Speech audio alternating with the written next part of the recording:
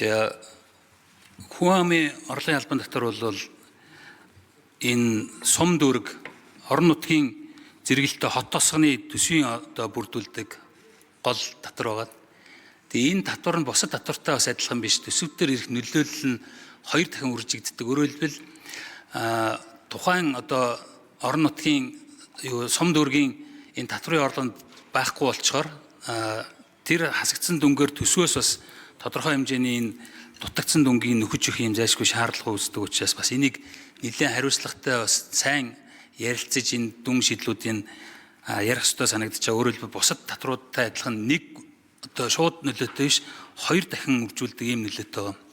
Тэгэхээр байнгын хорон дээр асуулт асуухад энэ хүн амын орлогын албан тоттой холбоотойгоор тэр 2 дахин нөлөөгийн тооцоогоор 1.7 их найдын одоо татврын ачаал энэ 9.5 сая хүртэлх одоо татврын орлого дээр нь хүн амын орлогын албан татрыг 0% хэрэгэлснээр ийм ачаал ирэх юм байна гэдэг тооцоолууд хэлжсэн.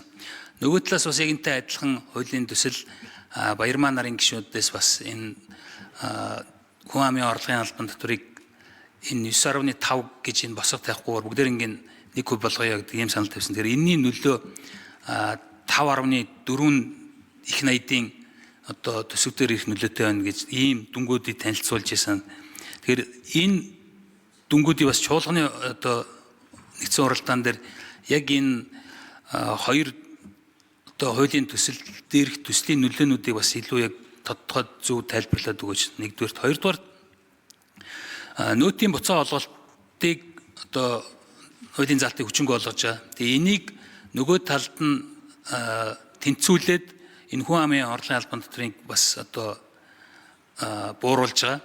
Тэгэхээр энэний бас харьцуулсан нөөтийн одоо иргэдээр ирж байгаа татврын ачааллыг ямар хэмжээгээр бууруулж байсныгаа болоод хүн амын орлогын албан татвар дээр одоо ямар хэмжээний хөнгөлөлт чөлөөлт авчирч байгаа гэдэг талаар бас мэдээлэл өгөөч гэж хүсье. За Загжаа Мэнд сайхан сайд хариулъя.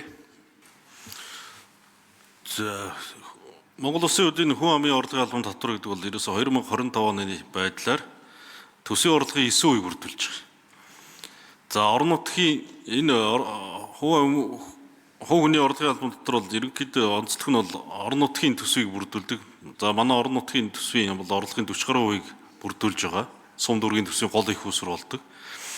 Тэгэхээр эдийн засгийн альж мөчлийн үед бол одоо тогтвортой орлогыг бүрдүүлдэг ийм татвар байгаа. За татврын хэмжээг огцон буруулснаар бол одоо Баярмаа гишүүний санаачсан хууль бол 1% байгаа. За тэгээ энэ хууль дээр чинь аваад үзэхэд бол яг 2.7 их найдын төсвийн орлого дээр нөлөө үзүүлэхээр байгаа. За дам нөлөөгөөр орон нутгийн татврын орлогыг бүрдүүлдэг онцлогтой учраас бид нар энэ хэмжээгээр нь татаасыг нэмж өгөх болно. Ингээд харах юм бол 5.4 их найдын төсөв дээр ачаал ирэх ийм онцлогтой байна. Зөвхөн бидний энэ засгийн газрын өргөн барьсан хуулиар бол 792 мянган төгрөг гэдэг бол нийтдээ жилдээ бол 840 дам нөлөөгөөр 1.7 орчим их найдын ийм нөлөөлөл үзүүлэх нэ гэсэн ийм. Гэхдээ гол нь иргэдийн мань гар дээр бодит одоо буцаалт болж очино. За энэ Баярмаа гишүүний тэр өргөн барьсан хуулийн төсөлд одоо хэлцгээр бэлтгэж байгаа хуулийн төсөл дээр нэг бизнесийн орлого, иргэдний түрээсийн орлого, хүүний орлого, ноогдлоо шихийн орлого, үйл хөдлөх хөрөнгөний хувьцаа үнцээс борлуулсны гээд бүх орлогуудыг одоо нэг байхаар үзсэн байгаа. Тэгэхээр энэний чинь нөлөө бол бүр одоо төсөл дээр ирэх ачаал бол тэр хэмжээгээр бид нар одоо авч даахгүй болно л гэсэн үг. За баярлалаа. За Батбаатар гишүүн асуулт асуув.